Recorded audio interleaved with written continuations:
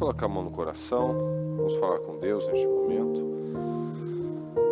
Deus Todo-Poderoso, é com muita alegria, Senhor, que nós estamos aqui em mais um início de dia, início de projeto Casa Firme, mais uma oportunidade que o Senhor nos dá de crescimento, de avanço, de progresso, de decisões, Senhor, porque tudo na vida são decisões. Nós decidimos te buscar. Esses, meu Pai, que estão aqui comigo, que estão eventualmente na transmissão, meu Deus querido, porque não podem estar aqui, também tomaram decisões. Para ninguém foi mais fácil, Senhor. Porque aquele que vive apresentando desculpas que o outro, que para o outro é mais fácil, esse não está disposto a mudar. Ele só está disposto a se justificar. Mas o Senhor tem observado as atitudes, as intenções e as motivações de cada um de nós, meu Pai. Então eu peço, nos ajuda. Abençoa, meu Pai, cada um que aqui está, cada um, meu Pai, que está pela transmissão, que estiver nas igrejas, que o Senhor possa fortalecer, meu Pai, e abençoar com cada vez mais força, porque nós vivemos num tempo onde no coração de muitos o amor tem se esfriado, tem achado que não vale a pena, tem achado difícil demais.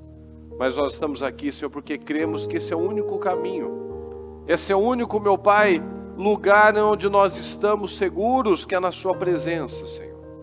Porque o mundo está maluco, o mundo está em ebulição, o mundo está como uma panela de pressão, e nós temos que confiar no Senhor, meu Pai. Porque do contrário, o que vamos fazer? Para onde iremos, como disse Pedro? Para quem iremos? Para onde nós vamos? Quem vamos ouvir, meu Pai? Porque tudo falha, mas somente o Senhor não falha, não se esquece. O Senhor não deixa fora de hora. O Senhor está sempre no tempo certo. E é o que nós precisamos aprender, Senhor. Muitas vezes o atraso parte somente de nós. Nós vemos na Sua palavra, Senhor, o que decisões fizeram com aquele povo que saiu do Egito. Levaram 40 anos, meu Pai, num trajeto que leva 11 dias. 11 dias se tornaram 40 anos. Quando nós vemos Abraão, Senhor, de 10, levando 25 anos, o atraso sempre parte de nós. Por conta de más escolhas, por conta de muitas vezes não achar que vale a pena. Então eu te peço, Senhor, fortaleça cada um de nós. Abençoa, meu Pai, cada um desses que tem perseverado, tem te buscado, tem se alinhado à Sua vontade, Senhor. Que não tem olhado para os lados, mas tem olhado somente para o Senhor. Então eu te peço, dá graça a cada um de nós. Fortaleça a cada um de nós. Dá espírito a cada um de nós, meu Pai. Em nome do Senhor Jesus, eu peço. Abençoa o nosso povo. Abençoa, meu Pai, as famílias, os casais, as crianças, o trabalho, a saúde, o final de ano de cada um, porque nós temos declarado essa palavra, meu Pai, esse será o nosso primeiro mês.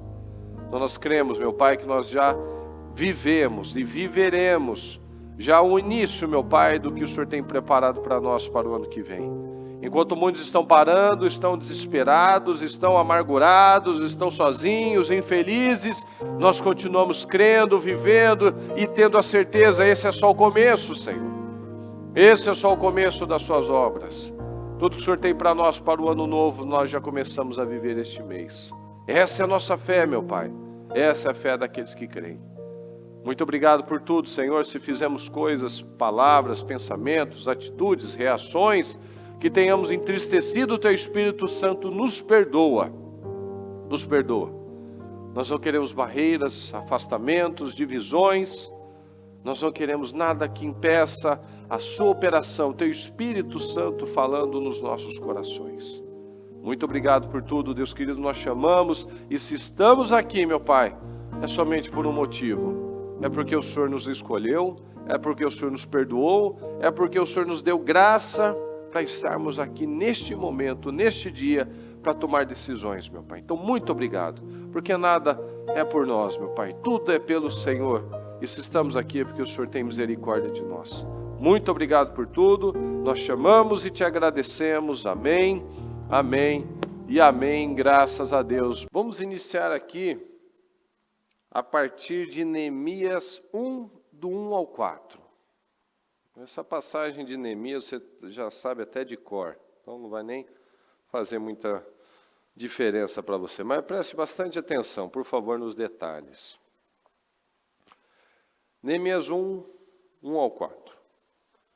As palavras de Neemias, filho de Racalias, no mês de Quisleu, no 20º ano, enquanto eu estava na cidade de Suzã, Hanani, um dos meus irmãos, veio de Judá com alguns outros homens. E eu lhes perguntei acerca dos judeus que restaram, os sobreviventes do cativeiro, e também sobre Jerusalém. E eles me responderam: aqueles que sobreviveram ao cativeiro e estão lá na província, passam por grande sofrimento e humilhação. O muro de Jerusalém foi derrubado e as suas portas foram destruídas pelo fogo. Quando ouvi essas coisas, sentei-me e chorei. Passei dias lamentando, jejuando e orando ao Deus dos céus. Essa passagem nós conhecemos já de bastante tempo, né? E nós vemos aqui a atitude de um homem inconformado. Um homem que não aceitava as coisas como elas chegavam até ele. Um homem de exemplo para nós.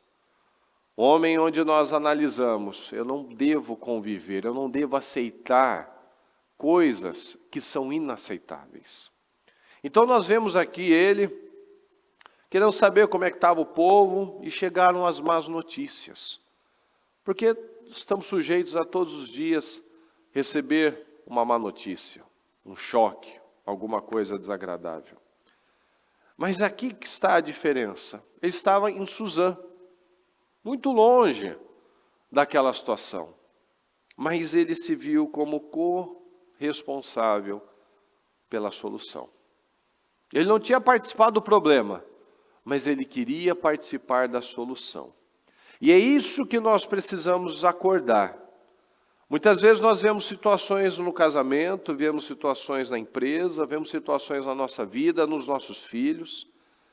E nós podemos falar, né? Eu não tenho nada a ver com isso. Você pode não ter causado aquilo, talvez. Mas a sua omissão também contribui para que aquilo permaneça daquele jeito. E a atividade de um cristão, de um homem e de uma mulher de Deus, é mudar aquilo que não está bom. É ser diferença. O que o Senhor Jesus disse que nós somos, pessoal? Somos o quê? Sal e a luz. Então são coisas que não passam despercebidas. Sim ou não, pessoal? A luz passa despercebida? Obviamente que não. O sal passa despercebido? Obviamente que não. Então eu não posso passar despercebido pelas coisas. Eu não posso conviver com um filho, por exemplo, que está oprimido. Esse menino aí é fase. Não. Vou conversar, vou orar, vou acompanhar, vou estar junto. Ou no casamento, a chatice dela, a chatice dele, deixa para lá. Eu estou convivendo, eu estou aceitando o problema. Ou eu estou vendo que eu estou todo dia, toda semana, eu estou tendo que fazer um exame, tomando antibiótico, eu estou aqui tomando analgésico todo dia, porque eu estou de uma dor, do negócio, do mal-estar. Mas eu vou conviver com essa porcaria, com essa desgraça? Não vou fazer um exame, não vou expulsar, não vou analisar o que eu estou fazendo de errado? Não, eu não tenho nada a ver com isso. Claro que tem. Claro que tem. É o seu povo também. É igual na empresa. Tem gente que fala, não tem nada a ver, essa empresa aqui, o meu patrão é isso. Eu falo, então, se a empresa quebrar, você vai junto. Se o negócio não der certo, você também vai junto. Então, se você está lá, você tem que ser o melhor. Porque alguém está investindo em mim. Alguém nesse trabalho, o patrão, ele acredita em mim. Eu nem sei, nunca vi. Pois é, mas se você está lá, é porque alguém confia em você, alguém colocou crédito na sua pessoa. Então é isso que Deus faz conosco todos os dias. Se nós estamos aqui, é porque Deus confiou coisas nas nossas mãos que Ele quer que nós sejamos bênção, como aquele culto, cultivar e guardar. Deus fez o mundo e Ele deu para Adão a chave. Ó, você vai guardar e você vai cultivar. O Senhor nos coloca a vida para nós cultivarmos e guardarmos, coloca pessoas para nós cultivarmos e guardarmos, coloca responsabilidades, seja filho, seja cônjuge, seja um cargo na empresa. Eu quero crescer, mas naquilo que está nas minhas mãos eu não tenho sido fiel no pouco, como é que eu vou ser fiel no muito? Não tenho feito a minha parte, como é que Deus pode me confiar coisas maiores? Eu estou sendo um servo inútil, eu faço no máximo o que alguém ainda me fala para fazer. Eu não surpreendo, eu não faço além. Então não tem como. Então nós vemos aqui uma fé inconformada. Neemias nós vemos que era um homem de uma fé, fé agressiva. Fé agressiva. Veja que ele sentou e chorou, mas não é como aqueles que sentam e choram e se entregam. Oh meu Deus, o que eu vou fazer? Não, ele não aceitou aquela situação. Ele sentiu como se ele estivesse vivendo aquela situação. Ele não concordou, não passei dias lamentando, jejuando e orando ao Deus dos céus. Então ele não ficou lá lamuriando, em depressão. Não, ele ficou, Senhor, o que eu posso fazer? Senhor, me dá uma linha, me dá uma direção. Então ele tinha uma fé agressiva. Ele era um homem determinado. Nós vemos isso na vida dele. Será que a nossa fé choca? Será que a nossa fé incomoda o mundo espiritual? Analisa. Você incomoda o mundo espiritual? O seu caráter, a sua sinceridade, a sua ousadia para pedir, para declarar, você incomoda realmente o mundo espiritual? Nós precisamos analisar, será que a gente só está aí de passagem? A gente não pode aceitar. Neemias foi um homem focado, foi um homem determinado. Ele passou lá dias buscando, orando, jejuando. Senhor, me dá uma direção. Me dá uma direção para eu conseguir fazer alguma coisa para mudar. Para eu poder fazer alguma coisa, trazer uma diferença levar uma diferença para aquele lugar. É o que eu estava falando com uma pessoa. Eu falei, acho que semana passada, não lembro se foi no jejum, que é a história lá de Mateus 12, da casa vazia. De quando o espírito imundo é expulso, mas não é preenchido pelo Espírito Santo. Aquela casa fica limpa, fica vazia, fica arrumada, prontinha para o diabo voltar. Então aquela história, né? A pessoa vem, ela ora, ela expulsa, mas ela não preenche com o Espírito Santo. Ela não preenche com as mudanças, ela não preenche com as atitudes novas. Então, a pessoa vem na igreja, ela expulsa, mas ela sai e ela cai nos mesmos testes, ela cai nos mesmos gatilhos, ela fala do mesmo jeito, ela pensa da mesma forma, ou seja, olha os parça do diabo, o bolos do diabo lá, trazendo mais 7 espíritos para acompanhar ele. Por quê? Porque não toma atitude na hora certa. Não tem foco, não mantém o foco. Então Neemias não ficou aqui chorando e lamuriando. Não, Senhor, eu estou focado, eu preciso fazer alguma coisa aqui. Ele não ficou orando, né, e falando, né, alguém deveria fazer alguma coisa, porque eu não posso. Ele não ficou apresentando desculpas. Eu não posso, eu não sou engenheiro, eu não sou um comandante militar, eu não tenho capacidade para isso, eu não sei liderar isso, eu só estou aqui, eu estou servindo ao rei, como é que eu vou sair daqui? Está entendendo, pessoal? Ele não ficou apresentando, eu não posso, porque eu não tenho capacidade para isso, eu não tenho o curso para fazer isso, eu não tenho a capacidade para me envolver nessa área que eu nunca fiz nada em relação a isso. Ele não apresentou desculpas, ele não apresentou motivos, Ele não ficou apenas falando, alguém deveria fazer alguma coisa. Não, já sei, eu vou orar, eu vou jejuar para que Deus prepare uma pessoa. Eu vou orar e jejuar para que Deus encaminhe alguém para que aquela situação seja mudada. Ele fez isso, pessoal? Não. Ele foi orar, jejuar, pedir a Deus, Senhor, me dá uma direção. O que eu posso fazer? O que eu posso fazer? Porque muitas pessoas fazem assim. Ele pode orar, ele pode jejuar, mas ele não tem atitude. Fala, eu oro. Fala comigo, pessoal. Eu oro e eu ajo. Então, se eu orar e não fizer nada, de que adiantou isso? Adianta alguma coisa? A inércia muda alguma coisa? Não. Então não foi que alguém deveria fazer alguma coisa. É a história da casa vazia. Eu expulso, mas eu não encho do Espírito Santo. Eu expulso, mas eu vou para casa. Eu ajo da mesma maneira. Eu expulso e eu vou para o trabalho. Eu ajo da mesma maneira. Eu expulso, eu continuo pensando da mesma maneira. Do que adianta? Todo mal sai quando eu uso o nome de Jesus. Perfeito. Mas se eu não coloco a coisa certa, se eu não renovo a minha mente, se eu não mudo os meus hábitos, se eu não me encho do espiritual, tudo é inútil. Então você sai daqui, você briga com a pessoa no trânsito. Você sai daqui, você briga lá com o seu marido, com a sua esposa em casa. Você sai daqui, você continua falando de problema. Você sai daqui, você continua se entregando a um diagnóstico médico. Você sai daqui, a mesma pessoa. Porque só veio aqui, fez o protocolo, fez o xizinho, veio no culto, mas não entrou nada. Aquele exercício que a bispa faz com a gente é muito útil para você.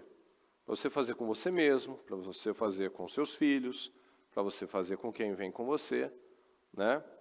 E perguntar, o que eu peguei da palavra? O que você pegou da palavra? Não em forma de cobrança, mas isso é um exercício. Quantas vezes será que nós não viemos a um culto? Lucas, por favor, liga a máquina 2. Quantas vezes que nós já não viemos para um culto e a nossa cabeça estava lá fora, estava num problema, nossa cabeça estava naquela briga, estava naquela mágoa, estava naquele ressentimento, estava naquela remoendo coisas, estava numa preocupação do que ia pagar, como ia resolver, e a gente vai embora e não resolveu nada. A gente vai embora e continua a mesma pessoa. A gente vai embora e não houve renovação mental. Com quem já aconteceu isso? Comigo já aconteceu e com você. Então, todo mundo. Se não houver um treino de foco, é perda de tempo, pessoal. Treino de foco. Foco. Tem gente que precisa um pouco mais de foco, tem gente que tem mais dificuldade. O importante é nós analisarmos, constatarmos um problema, uma situação, e a gente entender o que eu posso fazer para mudar isso. Tem gente que só ouvindo já está bom. Tem gente que precisa anotar, e eu preciso anotar, senão a gente perde muito. Tem gente que precisa assistir, anotar e depois voltar e assistir. Tem gente que você está fazendo uma coisa, você consegue ir prestando atenção. Tem gente que se você não estiver sentado na cadeira, olhando para aquela tela, com um fone para não vir barulho de carro, essas coisas, e olhar para a boca da bispa, e prestar atenção no que ela está falando, e focar demais, não vai entrar nada. Tem gente que você está aqui assistindo, com coisa acontecendo, mas você consegue prestar atenção. Tem gente que não. Aí qual que é a desculpa? Eu não sei, eu não consigo, está difícil, eu não consigo entender. Perfeito, você constatou o problema. E como é que a gente bola a solução? Como é que a gente vai para uma solução? A gente está pensando no quê? Igual aquela velha história que eu já contei aqui algumas vezes, acho que é David Goggins. Um rapaz que ele tinha o transtorno de atenção, lá, déficit de atenção, e ele se achava burro, e ele queria passar somente na prova mais difícil, da Marinha, que é dos fuzileiros lá, dos SEALs. E ele se achava burro, ele era mal na escola, ele não conseguia prestar atenção, ele não tinha foco, etc, etc, etc. Ele comprou 10 cadernos, daqueles de escola, assim, grossão, e ele simplesmente foi copiando o livro. Então, quando ele chegou no dia da prova, então ele fez aquela pilha de caderno, então ele tinha o livrão aqui, ele fez 10 volumes. E ele, quando ele via a prova, ele lembrava do que ele tinha escrito, ele lembrava da foto do que ele tinha escrito. Ah, mas é difícil. Quem disse que é fácil? É fácil? É a pessoa se conformar, fácil a pessoa aceitar. E nós vemos aqui a diferença de um homem inconformado, com uma fé agressiva, uma fé inconformada. Então ele não aceitava isso. Nós não podemos aceitar aquilo que é inaceitável. Fala, eu não posso aceitar aquilo que é inaceitável. Então, se você não está feliz com uma situação, não adianta falar dessa situação. Tem que mudar, tem que colocar uma força nisso. Então, o Neemias fez isso. Ele recebeu a notícia, ele ficou chateado, mas ele foi fazer na linha de Josafá. Ele não ficou falando de problema, ele se levantou. Ele se levantou, eu vou orar, eu vou jejuar, e Deus vai me dar uma saída. Ah, mas não tem nada a ver comigo. Tem a ver comigo sim. É o meu povo, eu estou sabendo, antes eu não sabia, agora eu sei. Então eu vou fazer alguma coisa para mudar. Então antes você podia até ter uma ignorância em relação a alguma coisa. Hoje você sabe. Então o que é que eu faço? É o que nós falamos sempre. Deus faz a parte dele. Mas para essas mudanças acontecerem, qual é a sua parte? Qual é a minha parte? O que cabe a nós? Qual é a parte que cabe a nós? Porque a parte que cabe a Deus, a gente é bom para cobrar a Deus. Senhor, preciso dessa mudança, preciso dessa dívida, o prazo está acabando, o diagnóstico disse isso, tal. O que cabe a mim? O que cabe a Deus, Ele sabe o que Ele tem que fazer. Deus sempre sabe o que Ele tem que fazer. Eu não preciso lembrar a parte dele. Ele sabe. Eu tenho que pedir, eu tenho que incomodar. Não deem descanso ao Senhor. Então eu vou pedir, vou continuar orando, jejuando, atento, tal. E a parte que cabe a mim? De pensar direito, parar de falar bobagem, ter uma atitude ativa, não uma atitude passiva. A parte de me levantar, de orar, em vez de reclamar, em vez de ficar deitado, chorando. Eu me levanto, eu oro, eu jejuo, eu trabalho, eu faço a minha parte, eu tenho atitude, eu choco o mundo espiritual. Eu faço algo que incomoda o mundo espiritual. Porque se eu não incomodo o mundo espiritual, eu não chamo nem a atenção de Deus. Porque se nem o diabo está interessado em lutar mais contra mim, porque pela minha passividade, pela minha aceitação, ele não precisa botar força.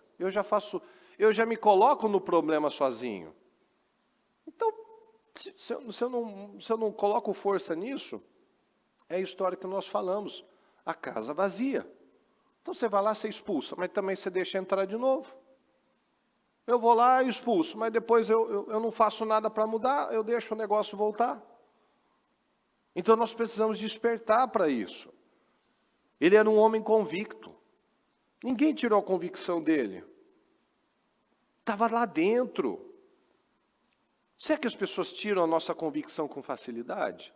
Será que a gente começa acreditando, não, eu tenho certeza, vai acontecer, tal. Aí vem alguém, um Zé Mané, não vai acontecer, não vai dar certo, porque alguém me disse isso, porque isso falou, o fulano falou aquilo, o mercado está assim, porque o fulano... Eu perdi a convicção, já desanimei de novo.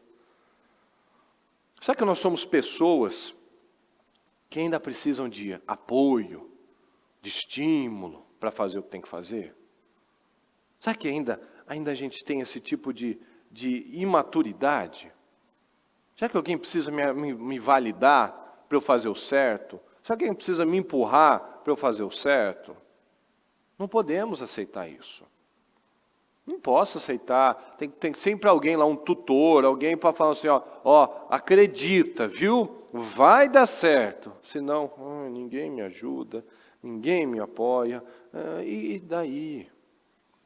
A gente precisa acordar para isso. Todos os vencedores que nós vemos na palavra, e todos os vencedores que a gente vê na vida mesmo, foram pessoas que ninguém tirou a convicção delas. Todo mundo falou, não vai dar certo, não é o momento, você não tem capacidade, não é para você. Não deu ouvidos. Não deu ouvidos. Todo mundo que venceu não ficou dando ouvidos para a maioria, porque quem diz que a voz do povo é a voz de Deus? Se fosse para pensar assim, os 10 espias estavam com Deus, então. Deus tirou do Egito, colocou na terra, mas a terra tinha um problema, que tinha gente que morava lá, porque a terra era boa. Ninguém estava morando no deserto, porque era uma porcaria. O que você quer no deserto? Pedra, areia, sequidão? Não. Ninguém quer isso. Você quer a terra boa, com pasto, com água, com plantação, com clima bom. Ah, mas tem gente lá. Ah, sério? Você quer coisa boa, né? Você acha que ninguém quer coisa boa? Ninguém quer uma vida de doença, uma vida desgraçada, uma vida infeliz, miserável, mas pela omissão as pessoas aceitam. Ela fala, eu não quero isso, eu não aceito isso. É igual o programa de hoje que a bispa falou, não sei se vocês já assistiram. Se não assistiram, tenha sempre esse hábito de assistir. A pessoa estava há 16 anos na igreja, e ela nunca tinha feito um propósito direito. O máximo que ela conseguiu, 1 ano da vida dela, foi fazer 22 dias dos 52 dias. O resto, ela ia no primeiro, estava todo mundo aqui, ó, junto com a gente. Primeiro dia de cada propósito por 16 anos, todo o primeiro dia ela estava aqui. A partir do segundo, não conte mais com ela, não. Então, ela ia o primeiro e o segundo, no máximo ela conseguiu 22 dias, dos 52. Então, ela falava que ela ficava com raiva da bispa, ela ficava com raiva de quem estava vencendo, ela não aceitava, mas adianta eu só ficar reclamando, adianta eu falar, não aceito isso, está amarrado em nome de Jesus, eu não boto força, eu não ajo. Eu fico passivo, inerte, acomodado, aceitando, chorando, aqui ó, chorando, lamentando, mas orando ao Deus dos céus. Aí que está a diferença. É diferente de você chorar aos pés de Jesus, orar, jejuar, do que você só ficar chorando, reclamando e falando de problema.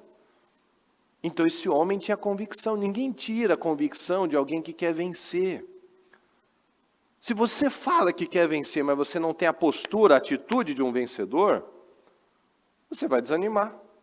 Você só fala, eu queria tanto essa vida, eu queria tanto essa situação mudada. Então, de vontade, o mundo está cheio. Mas de realizadores é o que falta. A gente vive nesse tempo imediatista, com as pessoas sempre colocando a responsabilidade no outro. Se eu estou assim é por sua culpa, se eu estou assim é por conta daquela situação, por culpa daquele engano, porque me puxaram o tapete, porque me enganaram, porque fizeram isso. Nunca é minha culpa. Que incrível como o mundo é injusto com algumas pessoas, né? E a palavra diz que o sol e a chuva nasce e cai nas costas, na cabeça do justo e do ímpio. Ou seja, todo mundo tem problema, todo mundo tem injustiça, todo mundo tem situações, todo mundo tem desafios. O sol nasce para todos, a chuva cai no lombo de todo mundo. Aí a diferença está naqueles que se levantam e daqueles que se entregam. Então, Neemias é um ótimo exemplo de uma pessoa que não suportava saber de uma coisa que estava errada e não fazer nada. Então, às vezes você está vendo problemas no seu trabalho, você está vendo, não é do meu setor, não é na minha área. Você vai afundar junto com ele, porque você está sendo omisso. Você está vendo uma coisa errada na sua vida e você não toma decisão, você não muda uma coisa na sua família, você vai se dar mal junto com aquele grupo. Então ele foi um homem que não suportava ver coisa errada e não agir. Será que nós temos essa diligência? A gente está vendo que a gente está meio pesado, meio oprimido, e a gente vai deixando. não expulsa, não ora, não analisa, o que eu estou fazendo, o que aconteceu, tal. Eu não paro para pensar, eu vou vivendo, eu vou igual, né, igual um vento numa vela, né, de um barco. Ele vai sendo guiado, vai sendo levado, vamos para lá, vamos para cá, não arruma a vela. Se você deixa a vela solta, ela te leva para qualquer lado. Se você alinha a vela, aí você vai para a direção certa. Mas tem gente que vai, vira igual um barquinho, sem vela, sem remo, sem nada. A onda vai levando, e não estou entendendo, e não busca entender, e não busca analisar. Então é muito importante nós analisarmos isso, a consciência das coisas. A consciência. Nós estamos conscientes? Você está consciente aqui? Você está atento aqui?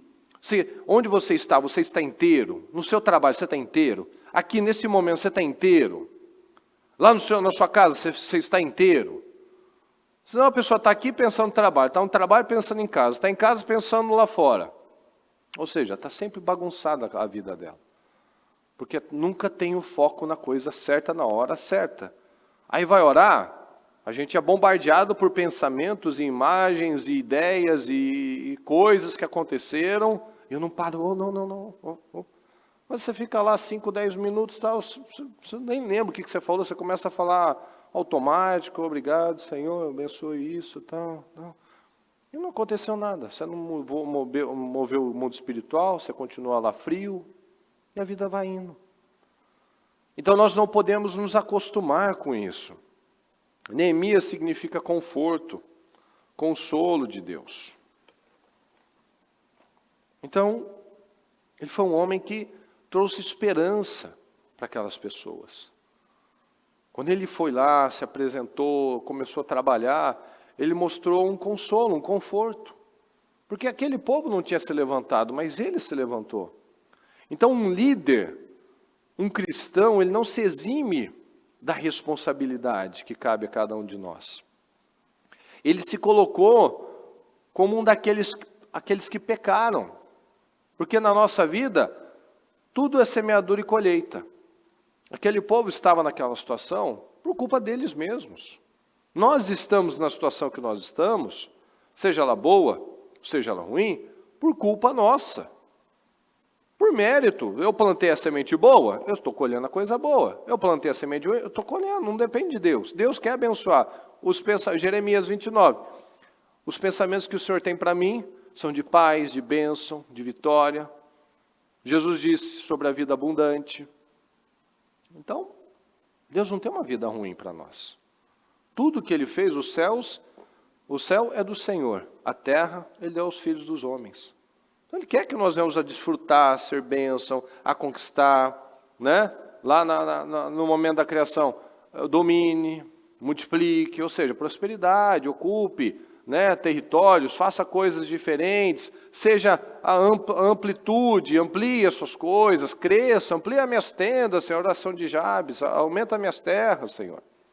Aumenta as minhas terras. Então o tempo todo o Senhor nos estimula a buscar por mais, a querer mais, a sonhar mais alto. Deus nunca limita ninguém. Quem gosta de limite é o diabo. Falando, não vai dar certo, isso é difícil, é complicado. Então, se vem algum desses pensamentos, é óbvio que não veio de Deus. É óbvio que não veio da sua cabeça também. É óbvio que é do diabo, mas aí o que eu faço? Eu aceito. Eu escuto e acredito em todas as mentiras do diabo. Eu não acredito em nada que Deus disse. Nada que para eu ser bênção, nada de que eu vou conseguir, nada de que a minha vida vai ser abundante, nada. Isso daí é tudo mentira de Deus. O que é verdade é o que o diabo diz, que não é para mim, que é porque eu não tive isso, porque a minha infância foi assim, porque a minha família me trata assim, porque lá no meu trabalho todo mundo me persegue, ninguém gosta de mim. Ah, entendi. Então, esses são os pensamentos de paz, os pensamentos de bênção, os pensamentos de esperança que Deus tem para mim. Entendi.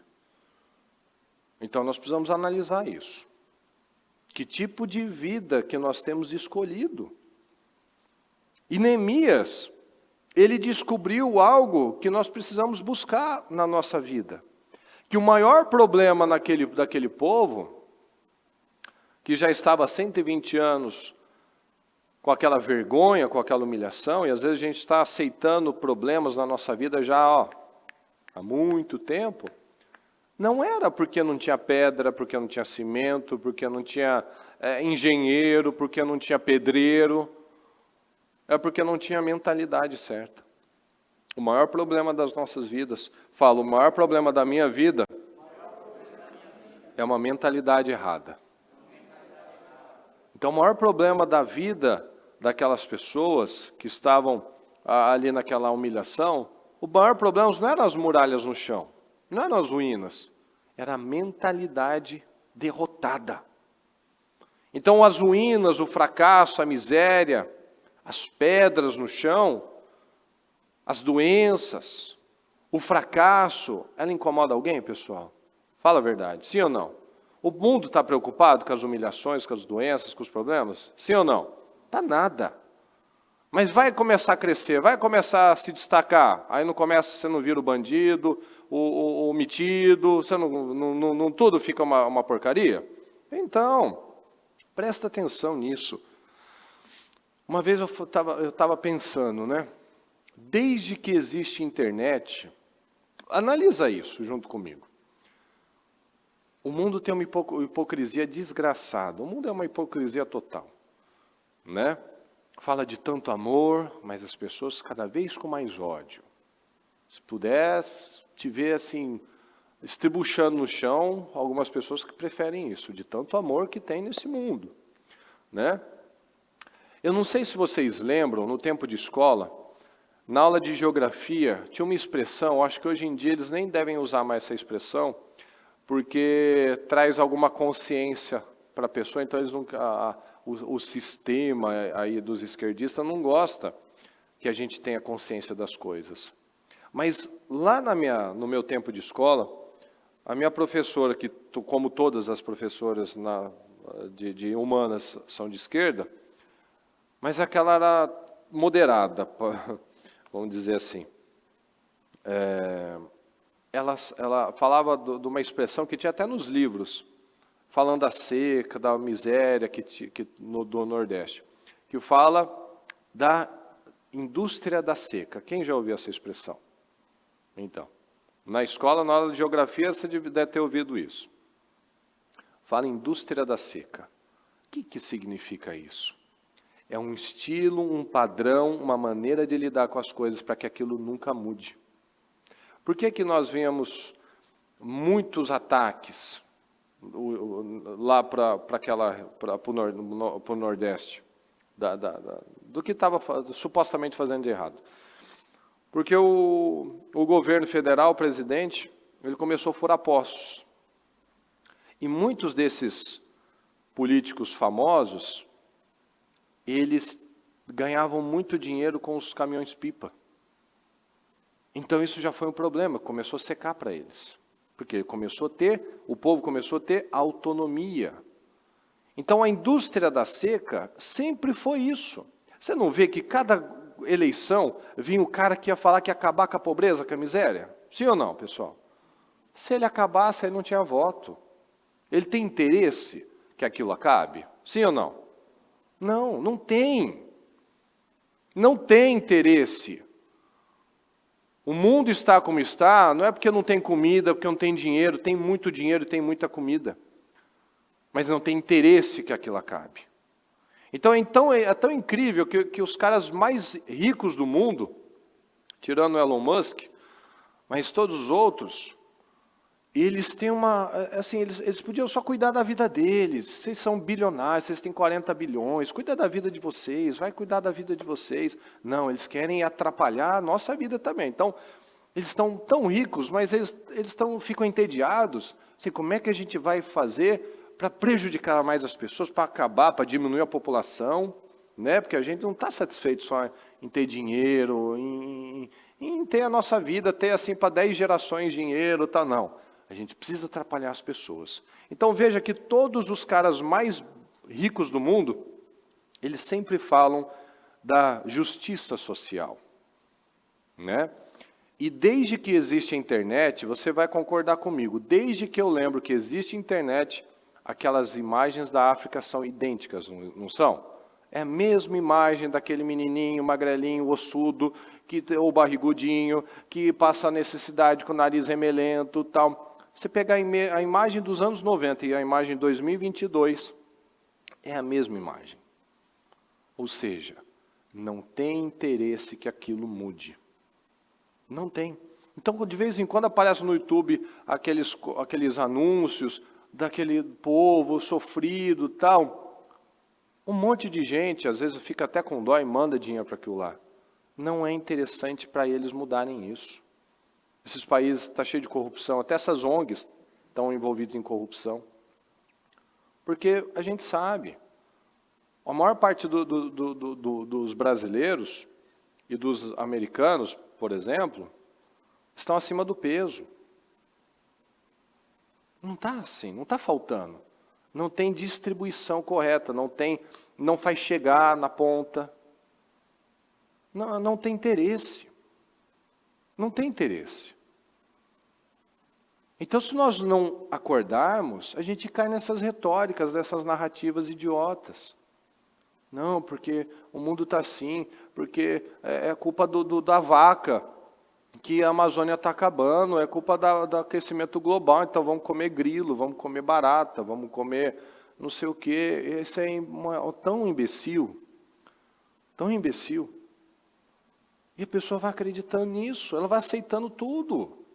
Então a pessoa vive na desgraça, vive na miséria, está tudo bem. Ninguém mexe com você quando você está derrotado, quando você está endividado. Ninguém nem te liga. Vai que você quer pedir dinheiro. Então, as pedras no chão, uma vida derrotada não incomoda ninguém.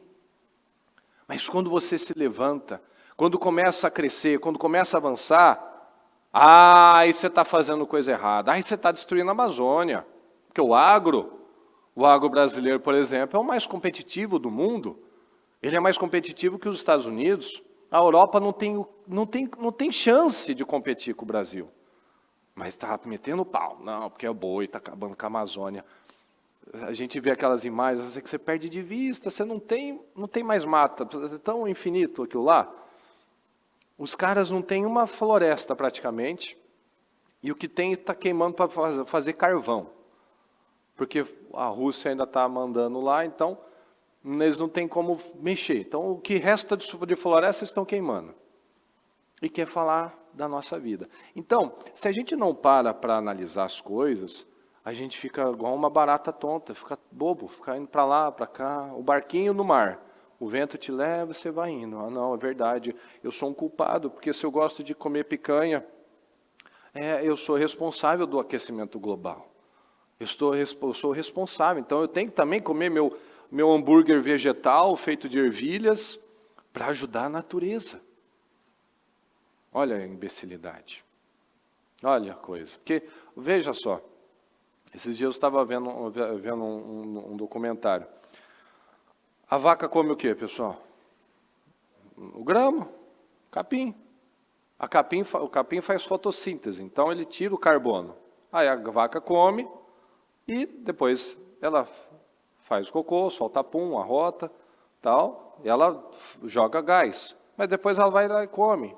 Então ela não é o problema, porque ela come o que ela produz, ela come e a grama cresce de novo. Então ela zera. Igual a gente consome recursos, a gente toma água, mas a gente transpira, a gente faz xixi. Então ela fala, não, a água está acabando, a água não está acabando, o rio está acabando mesmo. Porque o nosso grande governador aqui, quando ele foi se candidatar a prefeito, ele falou o quê, pessoal? Qual foi a promessa dele? Que ele ia despoluir o Tietê. Lembra disso? Você lembra? Você não tem memória curta, né? Pois é. Mudou alguma porcaria? Mudou? Está mais limpo? Dá para pescar lá? Não.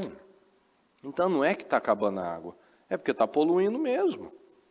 Então os caras têm que ficar buscando lá de longe, cada vez mais longe a água, porque cada vez está sujando mais. Então, é só a gente analisar. É só a gente pensar nas coisas. Então aqui nós vemos uma pessoa que não acostumou com aquele cenário de derrota. Porque tem gente, as pessoas, elas tendem a se acostumar com a doença, com as dores, elas se acostumam com a humilhação, ela se acostuma com um casamento frio, ela se acostuma a ficar sozinha, ela se acostuma a uma vida derrotada. Ela vai se acostumando com tudo quebrado e ela não enxerga mais o problema. Ah, é a vida, né? É a vida, fazer o quê? Pois é. Mas quando nós nos levantamos, é aí que aparece aquele parente para encher o saco. Ah, você só quer ficar na igreja. Nossa, você está fanático. Nossa, você dizima. Nossa, esse sonho não é para você. Não, você não tem esse curso. Não, você não tem esse dinheiro. Não, você não tem know-how. Você não sabe fazer isso. Quando você se levanta, você não quer mais viver aquela vidinha, aí nós encontramos resistência. Então, olha só como que nós temos que acordar. Neemias 6,15. O muro ficou pronto no 25º dia de Elul, em 52 dias. Quando todos os nossos inimigos souberam disso, todas as nações vizinhas ficaram atemorizadas e com orgulho ferido, pois perceberam que essa obra havia sido executada com a ajuda de nosso Deus. Então, quando eles se levantaram, quando eles fizeram aquela grande obra, eles viram, eles ficaram com medo, ficaram com orgulho ferido. Porque não quer, quem quer controlar as pessoas não quer que você tenha progresso. Quer que você continue lá na dependência, pedindo esmolinha. Por favor, me ajuda aí, me dá uma bolsa não sei das quantas. Não quer te dar liberdade. Não quer. Então aqui, ficaram com orgulho ferido. Como assim? Estão perdendo o controle. Não quero isso. Então nós vemos aqui Neemias, por exemplo, ele não teve nada além do que nós temos. Ele não teve mais favorecimento, ele não teve mais capacidade, ele não teve mais coisas favoráveis na vida dele. Nós temos a mesma condição que ele. Fala comigo, está nas minhas mãos fazer coisas incríveis também. Então está nas nossas mãos fazer coisas incríveis também. É só nós tomarmos uma decisão de nos levantarmos. Nós precisamos tomar decisões. Fiz uma rápida inspeção. Nós precisamos de uma motivação, de uma intenção. Olha só o que ele faz. Ele estava vendo que o povo estava começando a cansar. Aí ele falou aqui em Neemias 4. Fiz uma rápida inspeção e imediatamente disse aos nobres, aos oficiais e ao restante do povo. Fala comigo, pessoal. Não tenham medo deles. Lembrem-se de que o Senhor é grande e temível. Fala comigo, pessoal. E lutem por seus irmãos, por seus filhos, e por suas filhas, por suas mulheres, e por suas casas. Pelo que você luta? Pelo que você luta? Lute. Não aceita. Lute por uma vida diferente, lute por um comportamento diferente, por um padrão diferente, por um legado diferente. Às vezes você viu o legado do seu avô, o legado do seu pai, você vai perpetuar esse legado da humilhação, da desgraça, do fracasso financeiro, da imoralidade, da mentira, dos vícios. Eu vou perpetuar isso. Nós precisamos despertar. Não tenham medo, lembre-se que o Senhor é grande e temível. Você não está sozinho. Você não está sozinho. Lutem por seus irmãos, por seus filhos, filhas, mulheres, casas. Lute, levante-se, lute, faça, haja. Não para. Se levante, para de aceitar as coisas como elas se apresentam para você. Pare de ficar aceitando miséria, fracasso, humilhação, dores, vergonha, distância, frieza, mornidão espiritual. Tem gente que está morto. A gente fala, abre a boca, ora a pessoa lá. Não vai mudar a sua vida. Se você não tem gana, se você não tem fome, não tem sede de mudança, Deus não pode fazer nada. Só estamos perdendo tempo. O ano vai virar, o calendário vai mudar e nada vai mudar. Só vai mudar o calendário. Só vai mudar que você está ficando mais velho, só está mudando, a sua idade está crescendo, está avançando. Mas os resultados não vão mudar. Então nós vemos nesse exemplo aqui, Neemias não se conformou. Ele podia não saber o que fazer, mas ele foi orar. Ele foi pedir direção. Ele foi pedir favor de Deus. E o rei favoreceu ele. E o povo deu ouvidos a ele. E a coisa saiu. E a coisa andou. Ele teve as dificuldades. E era ameaça de morte. E ameaça, vem aqui, vamos bater um papo. Para que eu vou? Para quê? A armadilha. Matar, sumir com ele. Não, para quê? Estou num grande projeto, um grande trabalho, tem uma grande obra aqui para ser executada. Eu não posso parar para ir lá falar com você, perder tempo com você. Por que eu vou falar com você? Eu tenho um trabalho aqui para fazer. Foco. É foco na coisa certa. Foco nas mudanças, foco na sua mudança interna, mudança espiritual, foco na mudança do seu relacionamento, foco da sua mente lá no seu trabalho, foco aqui na igreja. Foco. Você tem que sair daqui assim...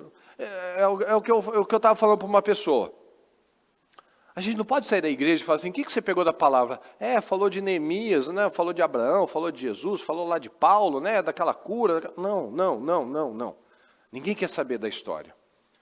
Quer saber a mensagem que você pegou para a sua vida. Não, porque Neemias, ele foi lá e ajudou o povo. Não quero saber disso. Deus não quer saber se você sabe da história. Ele quer saber o que a mensagem trouxe para você. O que o exemplo daquela pessoa, seja Paulo, Davi, Abraão, Neemias, né? O que isso mexeu com você a ponto de te despertar alguma coisa e você ir lá e colocar força e fazer diferente. É isso que importa, pessoal. Você está aqui, você não veio aqui para ouvir uma história teológica, uma história bíblica. Isso daí você faz à noite com o seu filho lá, você lê a historinha da Bíblia para ele. Aqui você tem que pegar a mensagem dentro disso. O inconformismo, a atitude, a dependência, a ter a convicção, ninguém tira isso de você. É você sair daqui com sua coisa, algo definido dentro de você. Não, eu não aceito mais isso.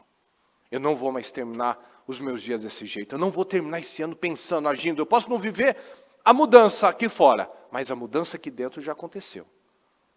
É isso que nós precisamos entender. O propósito da mudança, eu falei na semana passada, o propósito da mudança não é para você viver mudanças aqui fora somente, mas principalmente de Deus ver uma mudança dentro de você, do seu caráter, da sua sede, da sua determinação, do seu continuismo, da sua consistência, como eu falei, como a bispa falou nesse programa de hoje. A pessoa há 16 anos, ela fez todos os propósitos, mas ela não fez nenhum. Ela começou todos, mas ela não fez direito nenhum. O máximo que ela foi 22 dias dos 52 dias em um ano. Em um dos anos dos 16. Então veja quanto tempo a gente perde justamente por ficar acomodado, por aceitar as pedras. Lembra disso, pedras no chão não incomodam ninguém. Seu parente não vai reclamar da sua doença. Seu familiar não vai reclamar da sua miséria. Mas ele vai ter inveja quando você sair do lugar. Ele vai ter inveja, vai criticar, vai botar defeito, vai falar que você fez coisa errada, tramóia, coisa, para você foi mais fácil. Exatamente isso. Pedra no chão não incomoda ninguém. Mas quando você levanta alguma coisa sólida, aí você começa a incomodar. Incomoda pessoas, incomoda o mundo espiritual. Então você mostra que você está no caminho certo. Que nós temos lutas mesmo. Então você não está tendo afronta. Quer dizer que tem alguma coisa muito séria acontecendo. Então, essa mensagem para nós nos levantarmos e lutarmos. Não aceitar ver as pedras, ver coisas que não devem estar lá e ficar passando por cima. vendo um negócio errado e passando do lado, fingindo que não é com você. É com você sim. Você tem participação nisso sim. Amém, pessoal? Amém. Fique em pé, por gentileza, pega o seu propósito. E eu quero que nesse momento, antes de nós orarmos, que você feche os seus olhos e que você faça essa reflexão que nós falamos aqui. O que é que você tem passado ao lado, ignorado? O que é que você não tem se posicionado? O que é que você tem negligenciado? O que é que você tem assistido e não se posicionado? Neemias, ele não suportou, ele ouviu uma vez a história do Hanani, o irmão dele, e ele ficou no coração dele, na mente dele, ele ficou indignado. Como assim? Ele falou assim, eu vou orar, vou pedir a direção de Deus, o que eu faço aqui, Senhor? Mas eu não posso deixar desse jeito. Eu não posso aceitar essa situação. Você pode até aceitar, mas não é isso que vai, isso com certeza não vai mudar a sua vida. Então pensa, analisa agora. Qual área, ou quais áreas, na verdade, talvez você está aí sabendo do problema, sabendo o que tem que fazer, mas você fala, isso não é meu, não é da minha conta, não foi eu que causei. Opa, está errado, a cabeça está errada. A mentalidade está errada. A postura está errada. Eu não vou sair do lugar, a minha vida não vai mudar com essa mentalidade. Então o que é que nós podemos fazer para que isso mude? Qual a decisão que você toma? O que essa mensagem mexeu em você? Não é história. Lembra disso. Você não veio para ouvir historinha bíblica. Você veio para mudanças. Você veio para receber, para trabalhar, para alcançar transformação. A palavra de Deus é a única coisa que muda a vida de uma pessoa. Tem gente que conhece a Bíblia de Gênesis a Apocalipse, sabe os versículos, já leu a Bíblia linearmente várias vezes, do começo ao fim, mas a vida está derrotada, porque o que muda a sua vida não é conhecer a história. O que muda a sua vida é conhecer a mensagem, a essência, o espírito daquela situação. Então analisa na sua vida. Analisa. Será que você tem perdido muito tempo? Em diversos momentos você acaba vindo a um culto e você sai igual. Você vem para o culto para pensar lá fora, você vem para o culto para cochilar, você vem para o culto para cantar um louvor. Mas é a parte que importa, que é a mudança. Cadê? A mudança do caráter, a mudança da postura, da disciplina, a mudança da consistência. A mudança. Cadê a mudança? Nosso corpo está mudando todo dia, menos a minha mente. As minhas células, o meu cabelo. Tudo está mudando. Só a minha mente, que é o que mais importa. O mais importante eu estou negligenciando, eu estou ignorando. Não aceita isso, pessoal. Não aceita. Neemias descobriu que o maior problema daquelas pessoas não era a falta de engenheiro de cimento de pedra.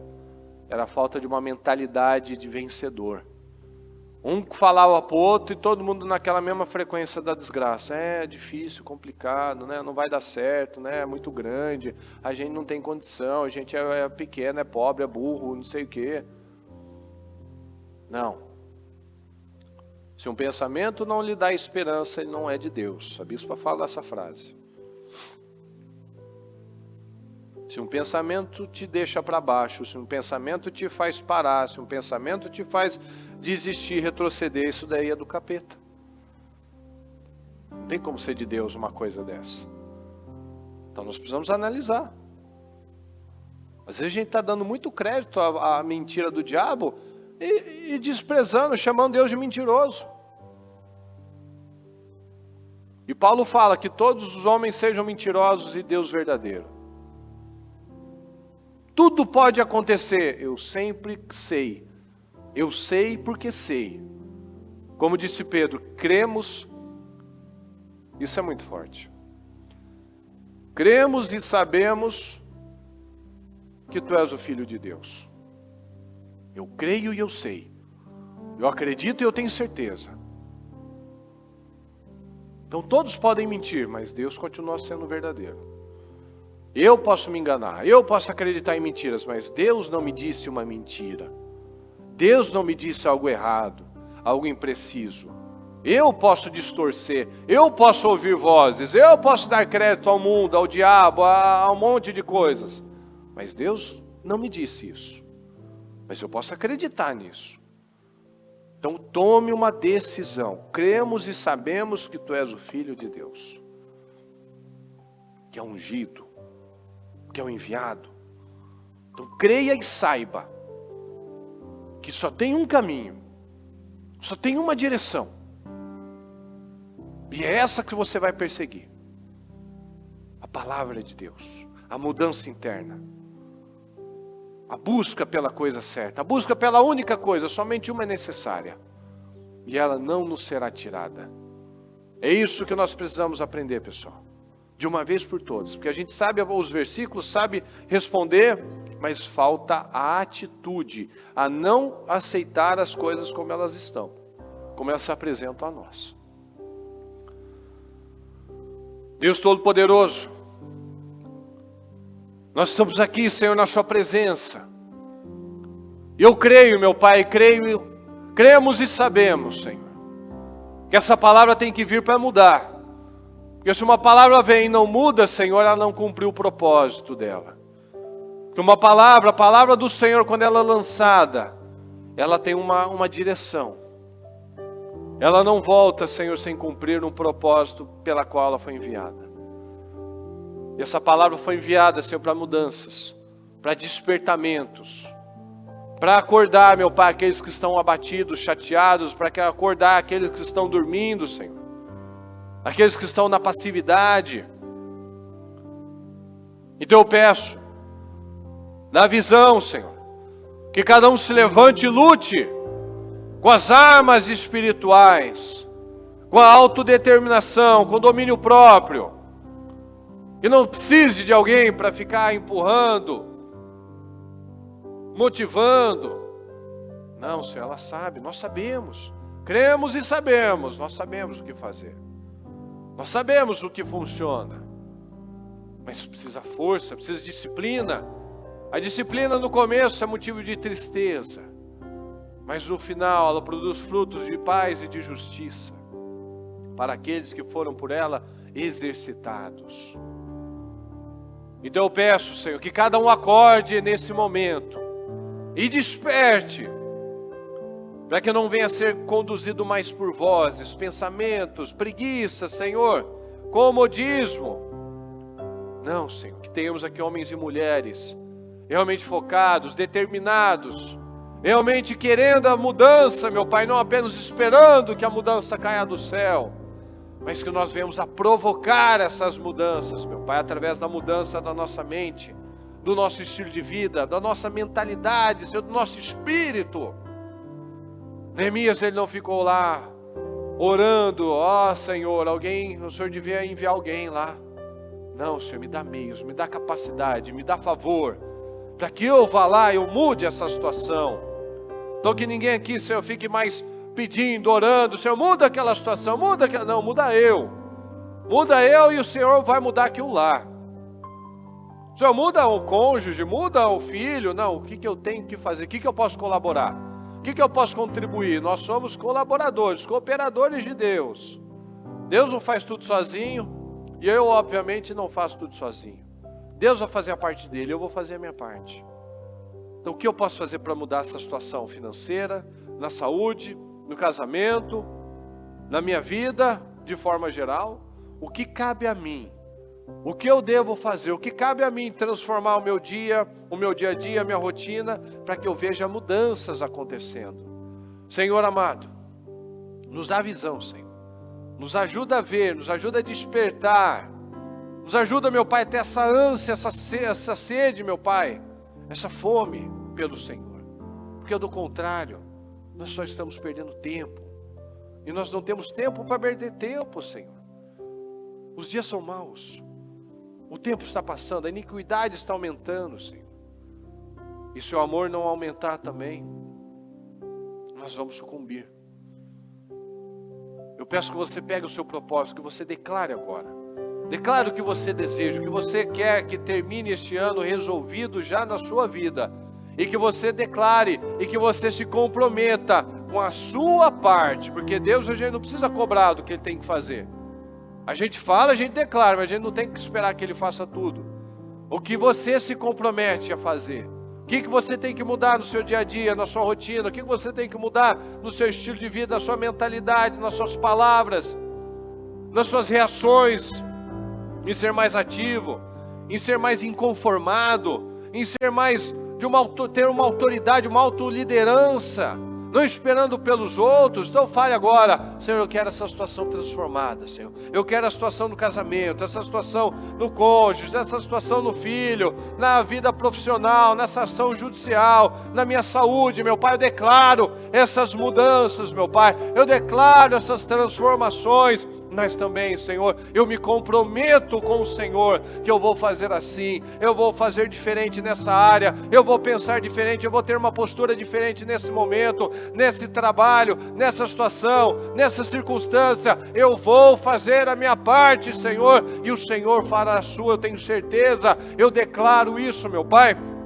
Declaro as mudanças, declaro as transformações. Eu declaro, meu Pai, a mudança de espírito, de mentalidade no nosso povo. Em nome do Senhor Jesus, que tenhamos aqui inconformados como Neemias, homens e mulheres que não aceitam as pedras, a humilhação, a vergonha, Senhor, não aceitam isso, mas que se levantam, que se autolideram, que se autogovernam, meu Pai, para que o Seu nome seja engrandecido através das nossas vidas, porque o Senhor não é engrandecido na vida de um crente que é derrotado, num crente que passa necessidades. O Senhor é engrandecido nos vencedores, meu Pai. O Senhor é engrandecido quando nós nos levantamos e que fique evidente, Senhor, que foi o Senhor quem fez. O Senhor nos conduziu, o Senhor nos capacitou, o Senhor nos abriu portas, porque pelas nossas habilidades naturais nós não teríamos capacidade, meu Deus, mas graças ao Senhor. Neemias não diz que ele era engenheiro, não diz que ele era pedreiro, mas ele foi guiado pelo Senhor, e o Senhor favoreceu e colocou pessoas, e as coisas fluíram, e ele teve uma direção, uma liderança naquele lugar